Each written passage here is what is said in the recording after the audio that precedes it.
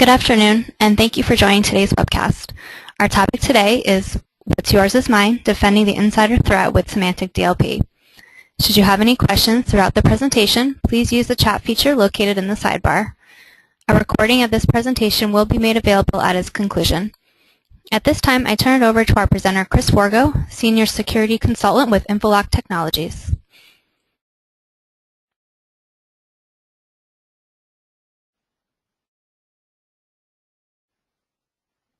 Thank you, Jill, and thank you everyone for attending today's webcast. I appreciate your time this afternoon. Just to jump right in and provide an agenda for what we'll talk about this afternoon, I'll start with an overview of Infolock and then dive into a discussion about the insider threat and some of the trends that we're seeing today that have changed the landscape of the insider threat, and then segue into an overview of Symantec's data loss prevention solution and how its features and functions can help combat the threats that we see from these insiders and their access to trusted data. And then we'll also talk a little bit further about a new module of the Symantec data loss prevention solution referred to as Data Insight, and then we'll wrap up with some questions and answers which you can use via the chat function of the GoToMeeting solution. My objective today is probably to spend about 30 minutes or so on this slide deck. I know we all have work to do and busy afternoons, so I wanted to be appreciative of your time. So we'll go for about 30 minutes and save some time for questions and answers, really with the objective being to provide an overview of these solutions and set the table for further discussions that we could have on a one-on-one basis when you're ready to proceed to take a closer look. So without further ado, just to tell you a little bit more about Infolock for those who are not familiar. We are an information security consulting firm based in Arlington, Virginia, just outside of the DC area. We are a key partner to Symantec. We're a security-focused partner with a particular expertise on data loss prevention. We do cover their full security portfolio, so we spend a lot of time on projects such as encryption and endpoint protection and web and mail security, among others, but DLP has been and continues to be the core of our practice. Our customers are broad and far-ranging. We do, although we're based in DC, we do work throughout the country and even overseas. Do a lot of work in the financial services and healthcare verticals, but have experience really in any and all industry vertical with organizations ranging from 100 users all the way up to 50,000 plus users as well. So we're very experienced and very comfortable working in a variety of different environments. We're very aware of the regulatory challenges that organizations face and how to comply with them. So we certainly hope, as a follow-up to today's session, we'll have an opportunity to learn more about your organizations and how we can support you as a service partner with these solutions and other security solutions from Symantec. So without further ado about today's topic, insider threats, and I thought this was a great quote to start with. Insider threats are not necessarily the result of rogue employees driven by malicious intent. Any employee with a device that stores information can be at risk of inadvertently compromising data security. And that's really one of the things we'll harp on today is any employee with a device. This is not necessarily malicious intent. It's basically every employee in your organization is in scope for a potential data breach because of the access to sensitive information that they have. So when we say that or answer this question of what do we mean by the insider threat, it still does include the occasional malicious insider and certainly external parties who are trying to gain access to your sensitive data. These still are legitimate threats that we need to focus on and combat, but I believe we don't spend enough time thinking through the risks posed by our well-meaning insiders who are inadvertently disclosing our data. I think the term insider itself has a negative connotation to it, whether it's in this context or something like insider trading. So we tend to think of those issues from a malicious standpoint, but we need to spend a bit more time thinking about our own business processes that create risk. And certainly the statistics bear that out. This is a pretty common result from a survey of data breaches where you see that malicious attacks usually come in somewhere between that 30 and 40% of attacks that organizations have faced, or data breaches that organizations have faced, are the result from something malicious, whether that was an insider stealing information or whether it's through the participation of an outside party has breached an organization. Where we see the most frequent breaches are through employee negligence or the systems or processes that employees create and that lead to these errors and lead to these breaches. So it really is, if we're talking about having the greatest return on our security investment in terms of where we want to focus our efforts, it really should be on these so-called well-meaning insiders and the business processes that create this risk. And we do surveys. This is, I thought, was a telling survey that came out not long ago, just earlier this month, and this was of employees. So these so-called insiders themselves, they're the ones who readily agree that they present the greatest risk to organizations. So this, this first bucket you see where employees have frequent access to sensitive data they believe they should not be able to see, and this is an extremely common scenario. It's a challenge that all organizations face is maintaining proper access controls and combating the concept of scope creep as employees change roles and maintain access to information that they no longer need for their job function. This is something that is a significant risk and a significant problem for all organizations. So employees who are readily admitting that they see information on a frequent basis that they have no business seeing for them to perform their job duty. Employees also believe that protection and oversight and controls are weak in their organizations. And this first bullet here in this bucket, I think, is an important one to highlight. 40% of employees say their organization does not strictly enforce data security policies. Here at InfoLock, we continue to do a lot of risk assessment work with our customers, and when we do these audits or risk assessments, pretty much to an organization, they all have security policies in place or specific data security policies in place, but these are administrative policies, they're paper policies, and there's certainly a disconnect between their ability to enforce these policies. So the disconnect between what's on paper and what actually happens in reality.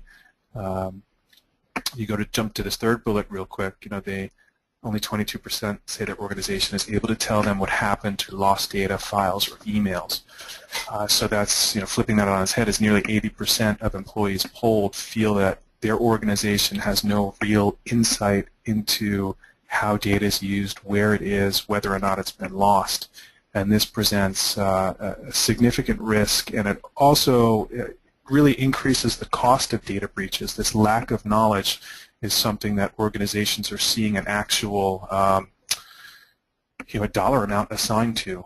Just the other day there was an interesting news story about one of the regional hospitals in our area who had a relatively unique data breach in the sense that this was an employee who is donating CDs that the hospital system no longer needs to a local, I believe it's a local school, about 1,000 or so CDs, and they're just giving them as a charitable initiative, but the proper controls weren't in place, and the organization couldn't verify whether or not those CDs no longer had sensitive information on them.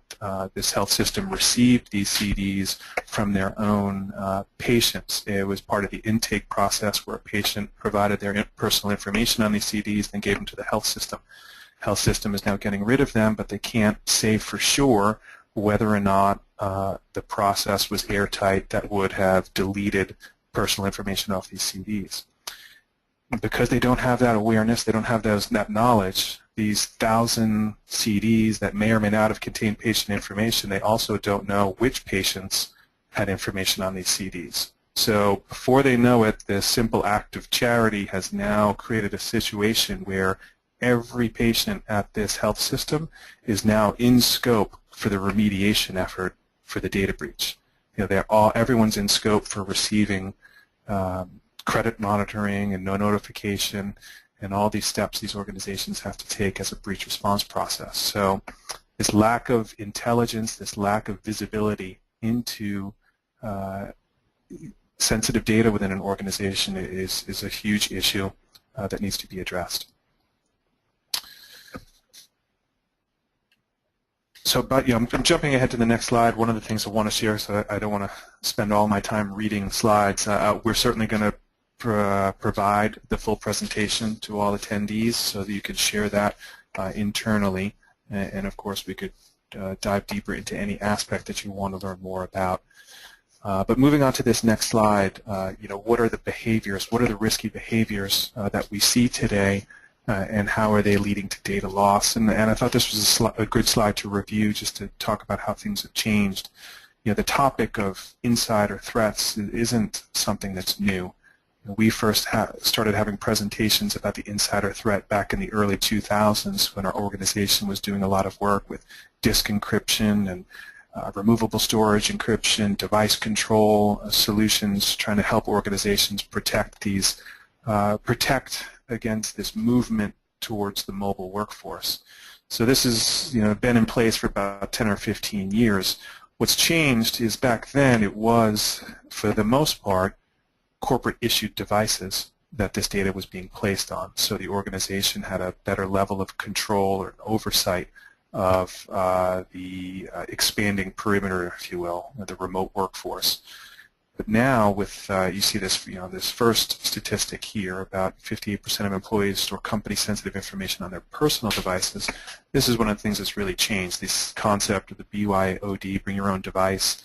It's very common. To be honest, I find this number kind of low. I would figure this would be higher with so many organizations having allowed or decided to allow employees to use their personal device.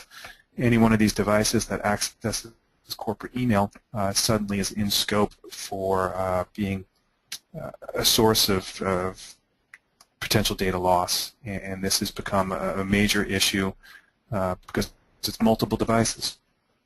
It's not just employees' smartphone, it's tablets and it's their laptops. So we're seeing not only has the perimeter spread, but the number of devices that are in scope has increased dramatically, and more importantly, organizations don't own these devices. So from a legal standpoint, it creates a stickier situation, certainly more of a gray area of trying to protect that data when it's not their device that data is on. So kind of a Pandora's box that we opened up there. The second bullet, 40% of employees use sensitive business data that they have taken with them when they change jobs. This is definitely something we see. We're certainly in an era where people change jobs frequently. A lot of people are kind of career consultants.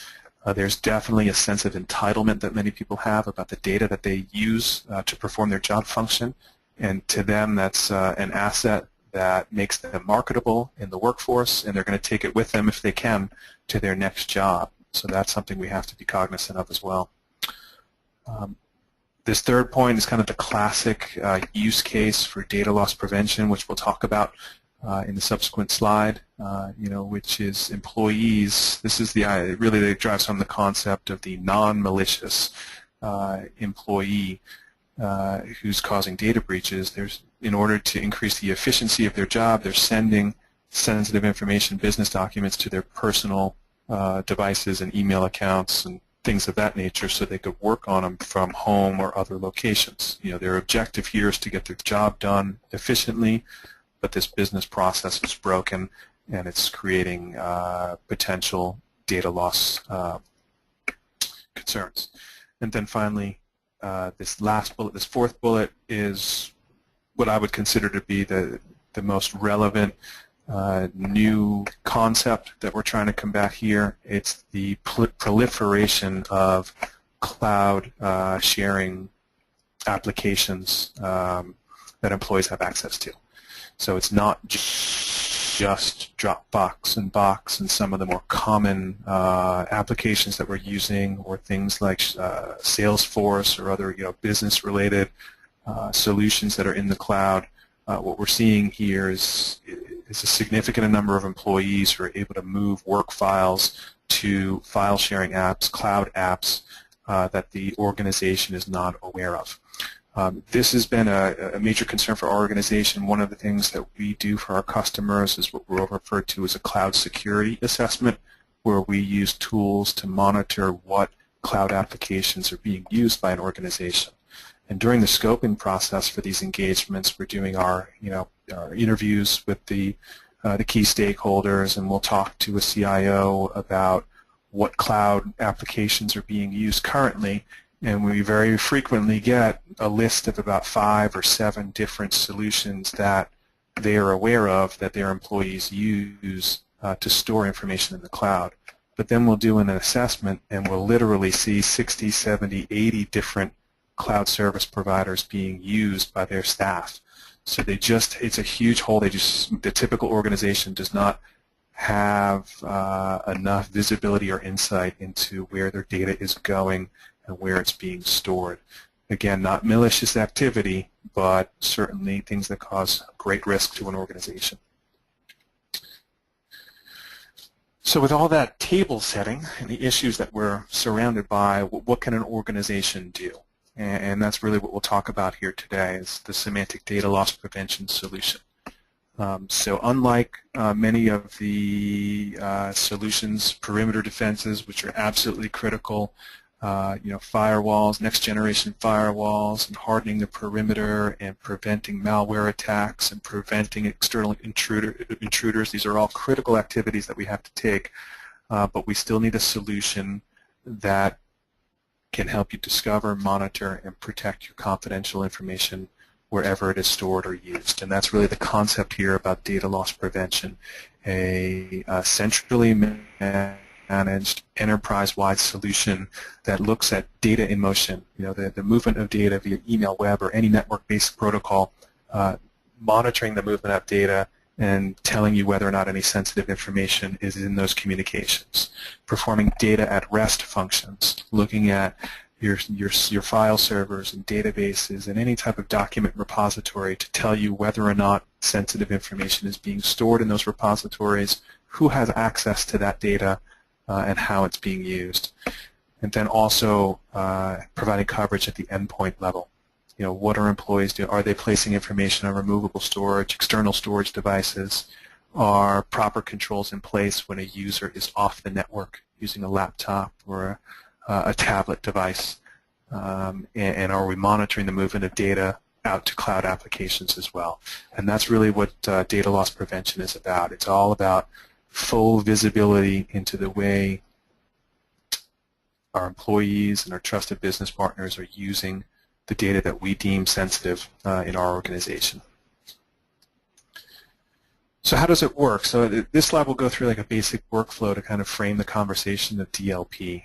When the solution is installed, again, it's a centrally managed solution, so you are beginning with a policy template. There's 60 or something different policy templates, many of which map to your common regulatory frameworks like PCI or HIPAA. You also create custom templates, and you tune these policies to look for the data that your organization deems to be sensitive. So for argument's sake, we'll say we're implementing a PCI policy and we're looking for credit card information. We enable that policy, and then we begin this process of data discovery. We identify the scan targets in your organization, your file servers, in-scope databases, even the endpoints we're able to scan. And what we're doing is looking for the presence of sensitive data. So the solution will give you a report saying, based on the policy you configured, we're looking for information or files that have credit card data. We'll give you back a report that tells you where this data resides, who has access to it, who's the file owner, so you could perform a level of remediation and cleanup at the network storage level. Then we take the same policy that we've configured and then apply it to another vector, which is data in motion. So here we're monitoring the movement of data on all your network protocols. So you can imagine the common use case here being your email and webmail or any web activity. We're monitoring the movement of that data. but it also includes things like FTP or instant messaging traffic. Any TCP-based protocol, we're going to monitor that data as it leaves the network and give you actionable intelligence about who sent, what was the data that triggered the policy. Was it an attachment? Was it information in the body or the header of a message? Who sent that message? Who did they send it to? And how should we react based on that activity? Monitoring, it's not just the network traffic, it also includes what's going on at the endpoint. So the solution consists of an endpoint agent as well that you could place on your workstation. So when it's a laptop that's off the network or any workstation that may be trying to place information onto an external drive or send it to a printer or a fax machine, we're monitoring these different channels on an endpoint to give you that visibility as well. And then finally, so obviously we're monitoring, detecting, and informing you of what is taking place. We also need to provide you a set of tools to respond to what we've detected. So when we do see this message or this file that has this credit card information that we've configured a policy for, what's the next step? Do we want to block that message from being sent? Do we want to quarantine the file that we discovered during our data at rest scan? Do we just want to notify incident responders about the activity that's been placed? We'll talk in subsequent slide about the different response rules that are available, or really just some of them that are available, but it's really one of the things that sets the Symantec solution apart is giving you a powerful set of tools to have a meaningful incident response process to the data that we identify. And that's what we'll have to talk a little bit more about later. And then finally, wrapping that all up, we're monitoring this activity, we're acting upon this activity, but we're also providing you with a way to remediate and report. Meaningful reports at an organizational level, at a business unit level, at a user level, telling you about the activity that's taking place, and hopefully showing how risk is being reduced over time. So these trend reports that we're able to create as well. So that's kind of the workflow. In terms of use cases, how organizations are using a tool like data loss prevention, as you could probably imagine, the use cases are wide and varied. And as I was mentioning before with our client base, it's really any organization is in scope. The regulatory environment that we're in has tended to skew towards financial services and healthcare organizations, using their PCI and HIPAA policies and looking for that type of data, but we do have plenty of organizations whose objective is protecting intellectual property. So whether it's a law firm, a technology firm, manufacturing firm that has data that someone would benefit from stealing and need to protect it, we have the ability to create policies that do that. And we'll talk about that in a little bit. But for example, this use case here, this goes back to the well-meaning insider, the person who's not aware of or intending to create a data breach, but their activity could be doing just that. So this individual, someone in the human resource department, perhaps they're communicating with a third-party benefits provider, and they're sending information over email to this benefits provider that happens to contain employee information. So there was nothing malicious about this this communication. It's something that kind of needs to happen, but there's not a process in place to do this securely. So this individual sending by email, and because the DLP solution's in place, it will be able to detect what is in the content of that email, and it would discover that there's employee information, whether it matched on a Social Security policy or any other data match that we are looking for. It would monitor that at the network and tell the organization what it's seen.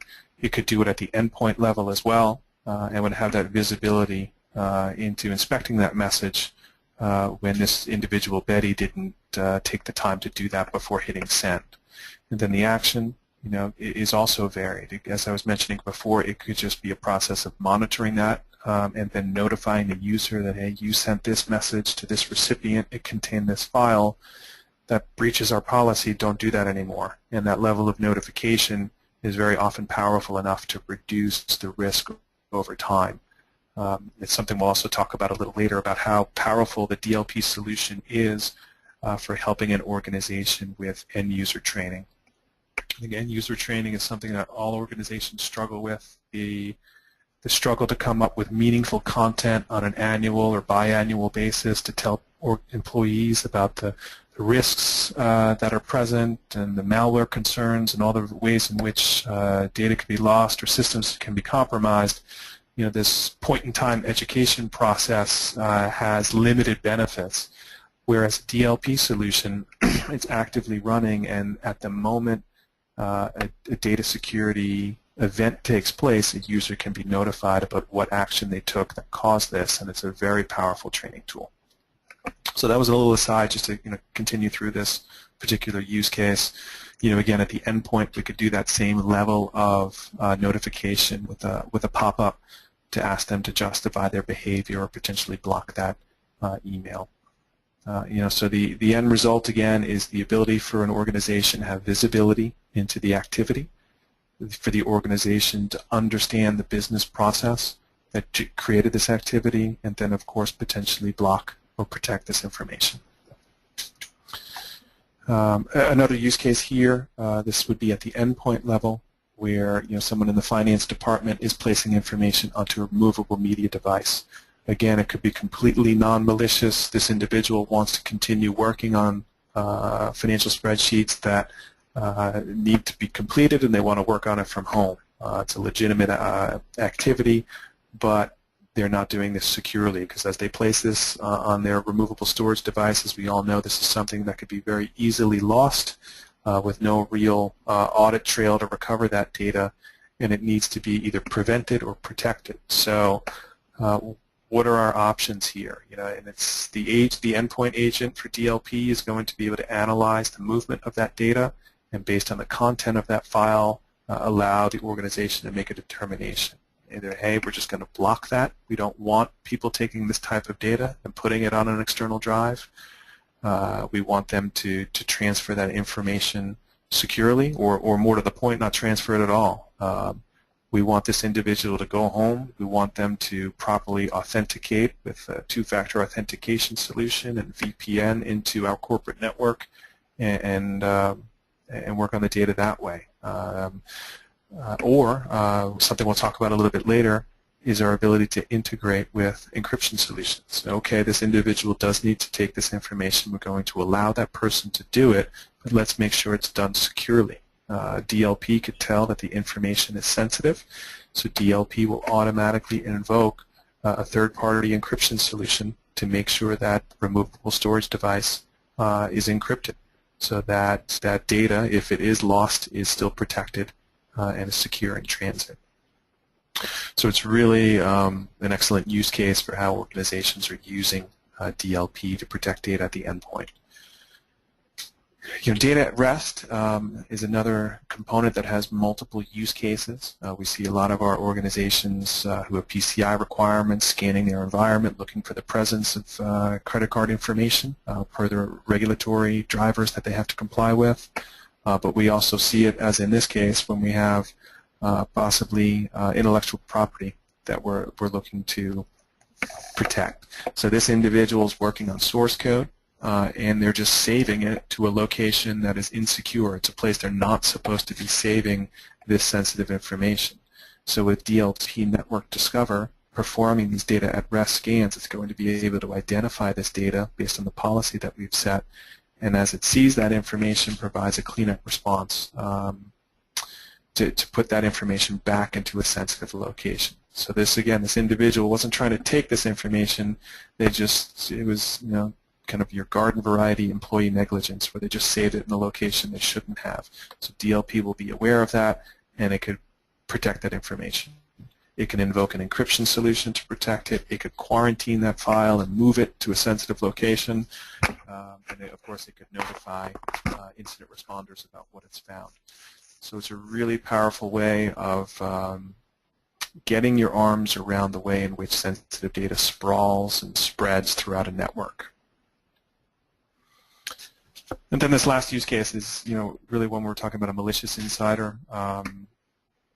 and there's a variety of ways or use cases that the DLP solution can solve in this regard. But here, we have an example of someone who is planning to leave their job and start working at another organization. So before they go, they want to make sure they save as much information as they can to help them out in their next job. So they're storing information onto removable storage. They're sending information via email to their personal webmail account. But because we have DLP in place, we're monitoring this activity, and we're able to have an audit trail, a record of what this individual has done. So if this is a situation that unfortunately would have to go to a legal response, we are providing a solution that does provide that audit trail, so you can have verification of what this individual did, what files they saved, where they took it from, where they saved it or sent it to. So you have that audit trail there. So that, there's plenty more use cases we could cover. I think that just, with those, I just tried to give you just a quick sense of the ways in which this tool can be used. And we'll talk a little bit further about the different policies we could set and other ways in which to use it. Some of the things I wanted to talk about real quick are ways in which the Symantec DLP solution sets itself apart. As you can imagine, with any product category, there's plenty of players in the market. Symantec has been the leader in Gartner's Magic Quadrant for DLP for the past 8 years, and its leadership position continues to grow as opposed to shrink, which happens to a lot of leading vendors. So Symantec has done a great job of staying ahead of the functionality curve and providing features and functions that organizations need to see. And given its experience in the market, just really has the biggest client base and client references to fall back on. So it's certainly the most battle-tested and feature-rich solution. But aside from what the analysts think, why is this the case? Why is Symantec's solution better? And I think one of the most important parts, there's a few that we'll highlight here, but one of the most important is this breadth of coverage. The term DLP gets thrown around a lot. There are a lot of point solutions for DLP. Point solution being an example like an email security solution that has some content inspection capability. So you have something like an iron port in place that does mail hygiene or email encryption. It can also do some content inspection. And that solution will work. It could definitely protect some content that's leaving via SMTP, but it's just that one protocol that it's watching. So it's not being able to help you monitor other channels. It's not helping you scan your network for doing data at rest discovery. It's not providing an endpoint agent to give you that visibility there. So Symantec is really the only solution that has this centrally managed, built from the ground up, the full breadth of coverage DLP solution. So we covered a lot of these concepts earlier in the slide, in the presentation. But again, there's the endpoint agent that could do the monitoring of all the activity at the endpoint, the network-based monitoring to look at all the different communications that are taking place, and then at the data at rest component that's scanning your file servers and user shares. So you could scan things like SharePoint, which is a really common use case these days. So really any and all data repository we're going to be able to monitor. Another major difference here with Symantec is our detection technology. This first column that you see, describe content matching. This is what most people think of when they think of kind of content inspection, and it's the idea of using keywords to look, and regular keywords and different data identifiers to look for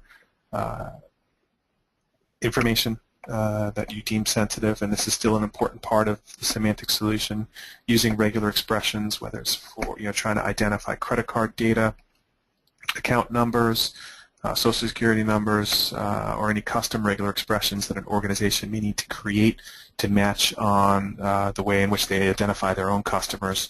We can do that with described content matching, and that's very powerful technology. But what Symantec can also do is this concept of fingerprinting data. So with exact data matching, this is for structured data, so we're able to extract data from a database, fingerprint that, and so now we're looking for the information that you possess in your database. So it's that near perfect accuracy because we fingerprinted what we know is your data. And that's a really important detection technology that we have. And then this next one, index document matching, kind of the same concept, but this here is for unstructured data. So our ability to fingerprint your Office documents, Word documents, Excel spreadsheets, PDF files, source code, or any type of design, we're able to actually fingerprint that data and look for the movement of that content throughout the organization. So it's a really powerful detection technology. These technologies are not mutually exclusive, so you could have an index document matching policy, an exact data matching policy, and also a described content matching policy in place looking for similar data just for that breadth of coverage. So this slide, while not the prettiest, I think does a good job of summarizing another avenue in which Symantec DLP is so powerful and successful, and it really gets into these response rules that you see on the right-hand side of the slide. So again, as I mentioned before, you start by customizing or enabling or creating your own policies, choosing the way in which you want to detect it, whether it's this described content matching, whether it's fingerprinting data, but then you further customize it and tune these policies by layering in exceptions or using things like Boolean logic or creating match count thresholds. So you're being a bit more targeted about what it is you want to detect. So a good example here, when you look at match count, when you first install this solution, you may not want to be burdened with having to look through every file or every email message or network-based communication that has a single instance of a credit card number. So your match count is set at 5. So you don't want to see a message or a file that doesn't have anything fewer than 5 records in it. And that's a way to kind of prioritize your incident response. You get to set high, medium, and low severity levels, so you could categorize your incident response or your reporting or your review based on the severity of an incident. So something with more than 100 records is a high severity incident, and we're going to focus on those first and categorize those incidents that way. Exceptions might be not looking, at least initially, maybe you don't want to look at incidents that are the result of communications being sent to a specific domain. You have a trusted business partner and you feel comfortable with the processes in place and you don't want to create incidents based on those communications. So you could do that kind of filtering as well. So once you have your detection methodology set with each policy, you're also providing response rules, and this is where we really have a powerful technology. We have a way to understand the context of an incident and allow you to create an automated response as a result of that. So for example, an organization may consider an incident created by a particular department within their organization to be a higher risk or a higher severity than another department, and they could have a different set of response rules accordingly. They could block the movement of any data out of a certain repository or from a certain department, whereas other departments it's just a notification or monitoring. So you have the idea of customizing your response based on the context of an incident.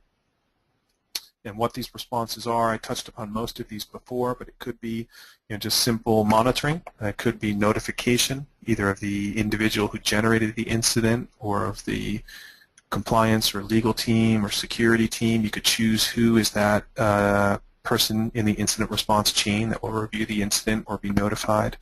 You could block a message or the movement of a file. You could perform modification. I mentioned that business use case earlier. It's an information that needs to be sent, so let's go ahead and invoke an encryption engine to make sure it's sent securely. We could quarantine data, and we could come up with a variety of different flex responses. One of the things that Symantec DLP is really useful for and impressive about it is its ability to integrate with different third-party solutions. So we talked about encryption here, but this could also be integrating with a data classification system. You find data that has certain content in it. Let's invoke a data classification solution and classify that as sensitive. It can integrate with information rights management, with an archiving solution, and the list goes on. Data loss prevention, Symantec DLP in particular, tends to be kind of the engine of an organization's data security program, and it drives a lot of the awareness, reporting, remediation efforts for these organizations. So the workflow I touched upon, this kind of summarizes some of these concepts here, and this is really what the solution is designed to do and what it focuses on. You know, a DLP solution that is, obviously it needs to accurately detect incidents, but it needs to go beyond that. It's not enough just to detect incidents. It needs to give you a way of meaningfully responding to these incidents. If your organization installed this solution and before you knew it, you had this queue of 10,000 incidents that you had to manually review, that's just something that's not going to happen, and the solution will kind of fall under its own weight and never really get off the ground. So what we want to do is provide you with tools to automate the incident response process. So based on these incidents, make sure we're routing it to the right person. If the incident was generated by someone in the finance department, well, let's make sure someone in finance is part of the incident response process. I mentioned the right order, focusing on high severity first, the right information this here, meaning having a useful user interface for incident response. So in just a few seconds, you could understand the context of an incident and determine whether or not it's legitimate and needs to be moved to the next step in the incident response chain. The right action, being able to do just with a single mouse click, moving it on to the next step, and then finally, of course, having meaningful reporting. At the end of the day, we're trying to protect our data for legitimate business purposes, but we're also performing compliance activities, and we want to make sure we're providing you with the tool that can help you validate and show compliance. This slide here is really to kind of highlight the typical project that an organization would go through upon installing the DLP solution initially. You tend to go through this visibility process where you're just monitoring the activity that's taking place, what are the business processes that are generating these incidents. And this is something I really like to stress, and in particular as it relates to this topic of insider threats. I mentioned before about how external threats are still very much legitimate and we need to protect against those. I think to a certain degree we overemphasize that aspect. We saw the statistics before about how it's well-meaning insiders, non-malicious activity that generates the most common or generates the most breaches. And I think our response to that should be appropriate. So I think a typical organization will spend a lot of time researching and analyzing ways in which people can steal data and protecting against that. We don't do enough time of analyzing the ways in which our own employees use data. Different employees, how does each department use the data that these employees have access to? What are the business processes that are in place? Which ones are broken? These are activities that, again, I just don't think the typical organization pays enough time to, and this is what a solution like DLP can really help you with. You get to see how your employees are using data, and you get to move on to that next stage of remediation and changing broken business processes and providing user education to inform users of, so they're aware of the actions that they're taking and how they're creating risk. And then we layer in notification. Once your policies are tuned and your incident response procedures are in place, you start to notify as the incidents are occurring, so you could respond immediately. And then finally, as the solution has been matured, you do active blocking and prevention. So this is really just kind of obviously, as you can imagine, it's just a typical. It's not every organization that goes through this four-step process, but it's pretty typical of our engagements.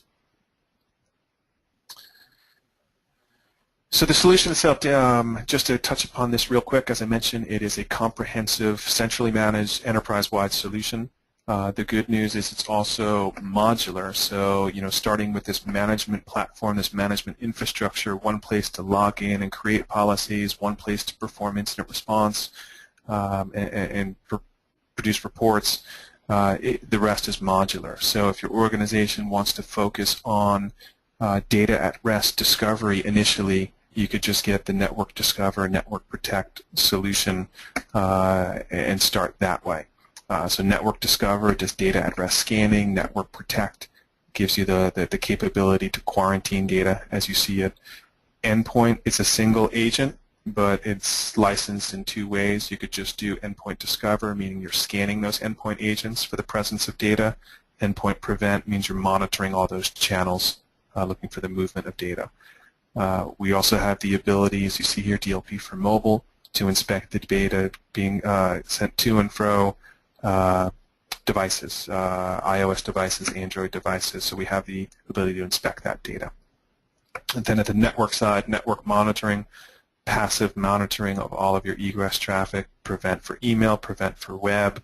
This is where we kind of get in line with these channels so we can do active blocking should your organization want to do that. So this is a modular solution. Data Insight, if you see that right there, I'm about to talk about it in a couple of slides. This is definitely something I want to spend a little bit more time on, but these are modular components. It's a multi-server based architecture. It's a software solution that you can install in your environment, in your virtual environment, or on physical hardware, so it's very flexible in how it gets deployed. And we could certainly, kind of have a more detailed architecture discussion as a follow-up to this conversation with anyone who's interested. But we offer two ways, as a pure software installation, or there's also an appliance that could be provided, a single U network security appliance that we could also provide for rapid deployment and configuration of the solution. So these are things we could table for now and talk in a little bit more detail as a follow-up discussion. But we have flexible deployment models, both in terms of the modules you deploy and the way in which you deploy it, whether it's hardware or software. So Data Insight, everything we've been talking about so far as it relates to DLP is all about content awareness. What is in the file? What is in the message? What's the policy that you have in place to detect content? What Data Insight provides is information about the data, file activity monitoring, file access monitoring, monitoring permissions. So here we use this tool to inspect all your data, the metadata of these files, to give you information that is really hard to come by for most organizations. So as you see with this slide, identifying data owners. So when we were talking about DLP before, Network Discover scans your repositories and gives you information about sensitive data, which files have sensitive data, and it'll give you information about those files, the data owner, for example. One limitation there, though, is a lot of data owners. Very often a file just has administrator listed as the data owner, or it could be a data owner who's left the organization years ago because it's a living document that's constantly updated. What Data Insight's going to tell you is who are the individuals who most frequently access that data, the top 1, 3, 5 users, and therefore they are the data owners. So from a remediation standpoint, you know who to go to when incidents occur related to this data. Monitors data usage. Okay, so now we know historically who the data owners are, but now let's monitor ongoing access to that data. Let's monitor anomalous activity. These 5 individuals frequently access this file. Tell me when somebody else tries to access it, or tell me when one of these users accesses it on the weekend when they've never done that before. Why are they trying to get at this information now? So information about data access. And then, of course, reviewing permissions. With this file or this folder or this directory, who in my organization has access to it? So I could provide that level of control. So Data Insight gives you this information about your data. It can integrate with DLP from a security standpoint. It could integrate with your archiving solution from a data management standpoint. And that segues into this slide here. The use cases for Data Insight and why it's so popular, it's a hybrid security/data management solution. So from the data management side, because it knows who accesses data. You could easily run a report that says, or tell me all the files in the network that have not been touched in 12 months. And therefore those files are old, and we can go ahead and get them off of primary storage and onto our archive storage. So we can integrate with archiving for more cost-effective data management. You could also, if you want to do a chargeback model, you'll be able to know, because there's a directory integration, which departments are consuming the most data. From a compliance standpoint, we talked about access controls. I think that's one of the most common use cases. If any of you are dealing with auditors, you always get asked this question. You need to provide a report that says who has access to different applications and different directories and systems and file servers within your organization. Now you have a tool that's going to be able to, excuse me, quickly run that report and tell you who has access and help you do that type of access control remediation. And then again, from the security standpoint, we talked about the way in which we could integrate with DLP, giving you information about data ownership to help you do that remediation. Data Insight also has what's referred to as a self-service portal for remediation. So when incidents occur, you can actually have the specific users, the data owners, immediately invoke to perform remediation, to move the file, to apply greater access controls, or whatever the case may be. So we have that ability to do that as well, which is really useful for organizations.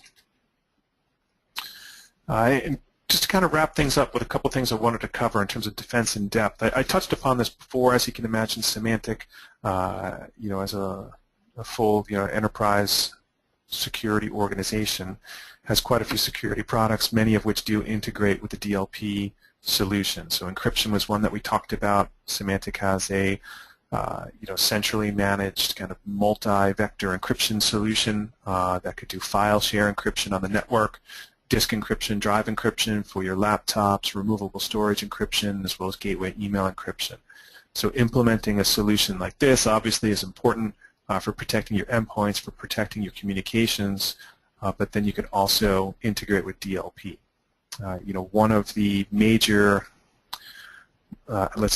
challenges, it's not really a shortcoming, it's more of a challenge with encryption, is that it's very often left up to the user to decide whether or not something should be encrypted. And it's a challenge to automate the encryption process. But by integrating with DLP and its powerful detection capabilities, you could let DLP decide whether or not something is sensitive, or more to the point, not be reliant on a user performing this function or potentially forgetting to encrypt sensitive data. So we went through that email encryption use case where DLP recognizes that sensitive information is in a file. We're not going to block that communication and cause that issue of having to figure out, to work through this process with the user. We're just going to make sure it gets sent securely. So we're going to route it to the email encryption agent. At the network level, DLP can scan a repository, can find sensitive information that needs a higher level of protection, so it can invoke the file share encryption solution and encrypt that information at the file, on your storage, so it's protected and has proper access controls there. And then finally, at the endpoint level, removable storage encryption, making sure if someone places information on a removable storage device, that file gets encrypted. So it's really neat use cases for encryption integration. And lastly, I wanted to touch upon this. This really is just can be a whole separate presentation on the mobility suite that Symantec offers, but it is something that not very many people are aware of, that Symantec plays in this space.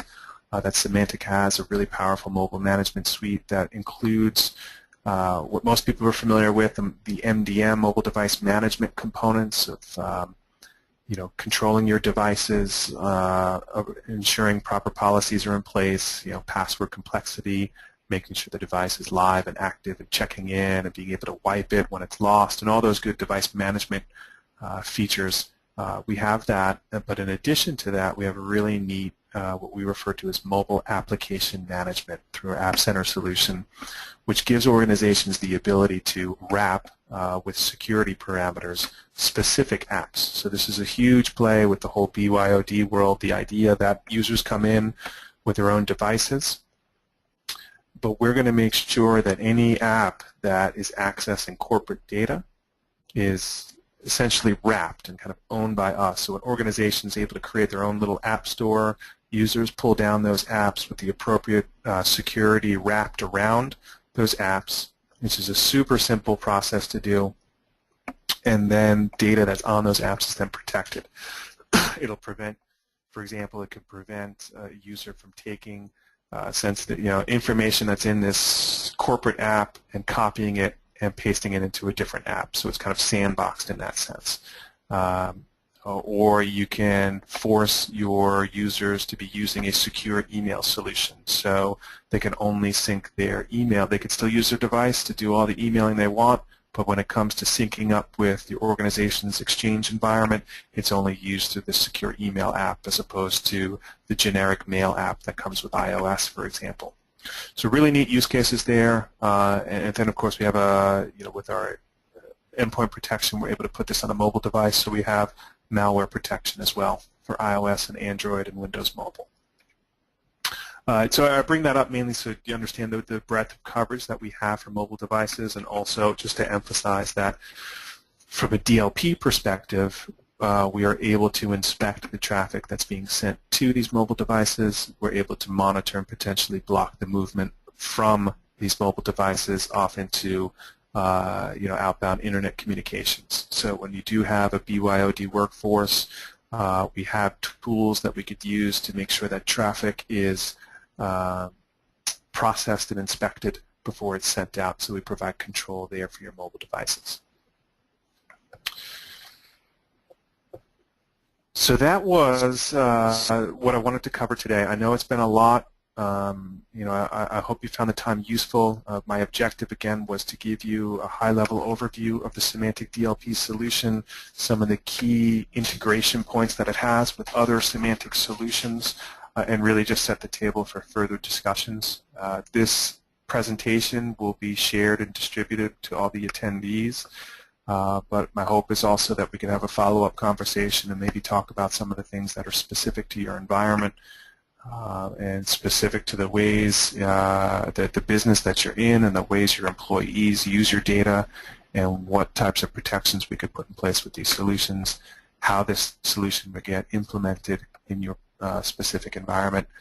So I'm available to have those types of conversations on a one-on-one basis just to set the table for a further evaluation down the road. So I appreciate everyone taking the time to sit through this presentation. So we're coming up right on the hour. If anyone else has these questions, again, you'll have my contact information, and you can contact me directly and we'll talk about it. But thank you very much for attending. I hope everyone is able to wrap up their work efficiently and have a wonderful holiday. And I hope for the opportunity to speak with all of you again soon. Thank you very much.